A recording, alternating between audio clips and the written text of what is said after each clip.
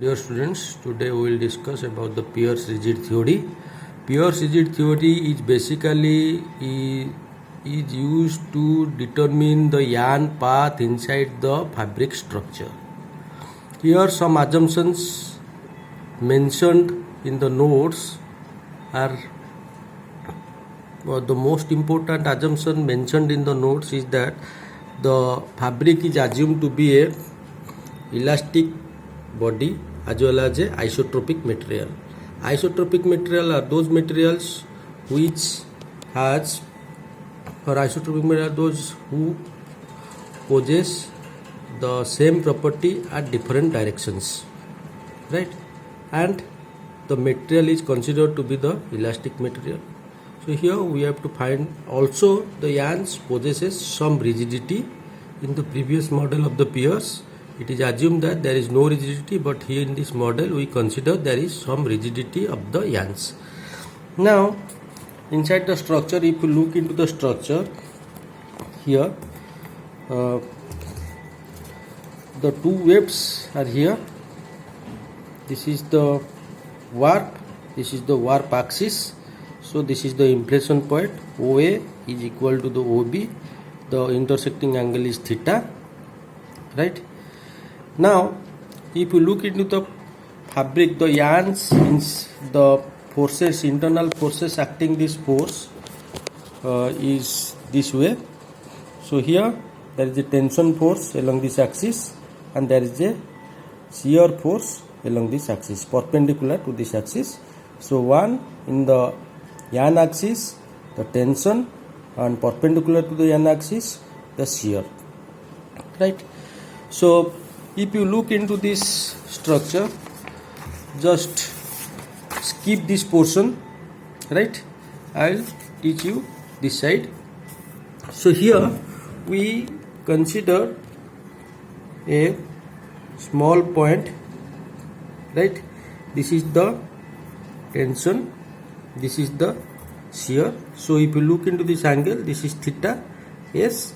So this portion, the horizontal portion u, is the component of t is equal to t cos theta, and the component of s, the s sin theta, and t cos theta, s sin theta are opposite to each other. So the resultant horizontal component is t cos theta minus s sin theta, right? Similarly, v is considered the vertical component. What is the vertical component? This is the inter-yarn force due to the at the intersecting point. So two yarns are intersecting each other, that's why this is the force. So here the vertical force is considered to be the negative because it is always acting negative towards downwards. So this will be minus t sin theta plus s cos theta. So this is equation number 1, right? Now we can also consider some of the inter-yarn forces. V is the inter-yarn force, U is the horizontal force, and other stance capital M is the bending moment of the yarn, small m the bending modulus of the yarn, right? By definition, capital M or bending moment is defined as the or directly or indirectly proportional to the radius of curvature, which is denoted as rho. So M is equal to M is directly proportional to 1 by rho. Where is this rho? Is radius of curvature. So we can write M is equal to small m by rho, where small m is the bending modulus of the yarn. Now we can get what is the bending moment at the point P. Now at the point P, P is a particular point at the yarn axis or the warp axis. This P is nothing but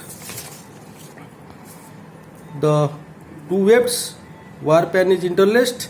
This point, the Cartesian coordinate is x and y, and we can take this figure, right?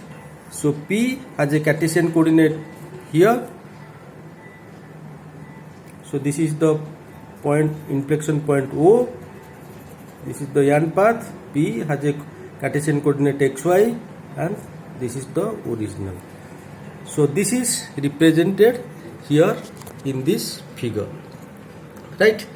Now the bending moment at the P, the bending moment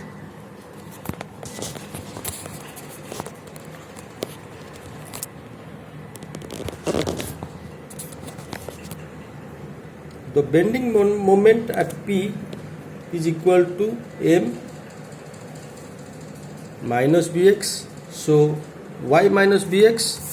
Because the v acting downward at this point, the Cartesian coordinate is xy, so this is the x, and the horizontal component is u, and the Cartesian coordinate is xy, the distance is y here. So I can say the bending moment at P is equal to capital M, which is equal to minus bx plus uy, because v acting downwards and u acting forwarded. And this we can also write m is equal to capital M is equal to small m by rho is equal to minus bx plus uy. Now from this figure, if I consider this figure here, this line is ds, this is the dx, this is the dy, and this is the radius of curvature rho, and the angle integrated is d psi. So here I can say cos psi is equal to dx by d psi. Similarly, ds is equal to rho d psi. Right? This is a arc r d theta. So ds is equal to r into d theta. R in this case is rho, and d psi is theta. So cos psi is equal to, similarly, if this is the angle psi, then cos psi is equal to dx by ds. So dx is equal to ds into cos psi, and similarly I can ds is equal to rho d psi. So 1 by rho is equal to, just rearranging the form, 1 by rho is equal to d psi by dx into cos psi. Now here put this equation in the number 1 equation. So 1 by rho is equal to minus bx plus uy by m. This equation number 1, which is equal to equation number 3. So here this is become a complicated equation. So here what we can do, we can use this equation. Let's consider there is no tension. So this is absolutely relaxed fabric. No tension is happened. Tension is available when there is some kind of shrinkage or skewing occurs inside the edges. When edges, अगर as मुड़ जाता है तो हमें लगता है कि tension है, लेकिन अगर the fabric is really balanced, we can consider this is not, there is no horizontal component और टेंशन इज इक्वल टू 0 और u is equal to 0. So considering u is equal to 0, this equation m by rho is equal to minus bx. So bx by m is equal to d psi by dx cos psi. Now integrating both the sides or rearranging this form, I can get minus bx dx is equal to m d psi cos psi, and integrating both the sides, because this is a small part. Now this is a small part. This is a small part. I can take the whole yarn's cross section, So I can integrate. So integrate both the sides. If I will integrate both the sides, then this will be minus bx square by 2, a constant m sin psi. Right? So there is two constants. So bx square by, or I can multiply this side, I can make it say k 2m sin phi. Now if at the, how can I get the constant? So put some initial conditions at O.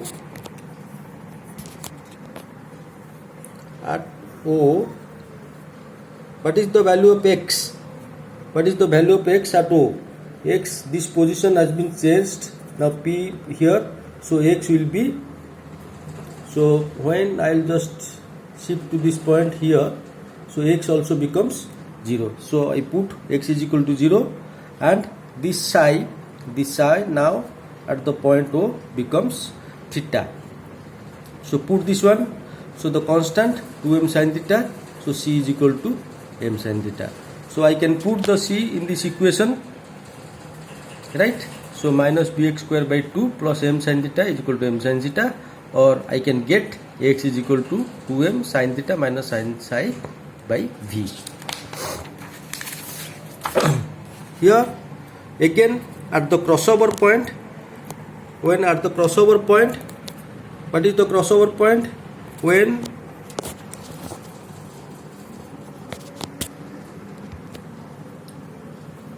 this is the crossover point.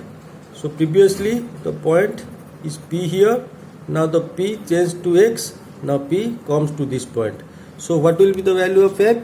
X is equal to P by 2. What is P? P is the distance between two wefts. So X is equal to P by 2. What will be the psi? Psi becomes 0, right? So at the crossover points, minus bx square, so x is equal to P by 2. This is P square by 8, because there 2 is there. M sin theta is equal to 0. M sin 0, sin theta is equal to psi becomes 0, so theta is equal to 0, sin 0 is equal to 0. So Bp square 8 is equal to m sin theta, or B is equal to 8m sin theta by P square. Again I know the equation is m is equal to m by rho, so is equal to minus bx, so we can get these points. So I can get x is equal to P by 2. So this is a very important relationship to find out the coordinates x and y at different points. I know the two extreme points O and the crossover points where x is equal to P by 2 and x is equal to 0. So I can get the radius of curvature at the point is equal to P by 4 sin theta. So theta I can get from many points, right? Now cream balance equation. In a cream balance equation, I can say when the fabric is balanced, the inward force at this point is equal to, at this point V1 and V2. So V1 is equal to V2. So 8m1 sin theta 1 by P2 square is equal to 8m2 sin theta P2 square. So sin theta 1 by theta 2, P2 by P1 square by M2 by M1. Now bending rigidity, if I'll say sin theta 1 is very small, sin theta 1 by theta 2 in terms of radians, theta 1 by theta 2, P2 by P1 square, M2 by M1. Again I know from the Peirce approximation theory, theta 1 is equal to root over 2c1, so c1 root over is equal to P2 by P2. So c1 by c2, P2 by P1 to the power 4. Now what is m? M is the bending modulus. So bending is directly proportional to the I, or I know m is equal to ei. This is called the Euler's equation. For a yarn-like structure,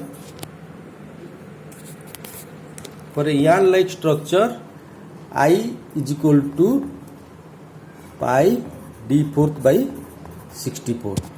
So I put this one, m2 is equal to pi d4 by 64. So d2 to the power 8, d1 to the power 8. Now the diameter of the yarn is directly proportional to the tex.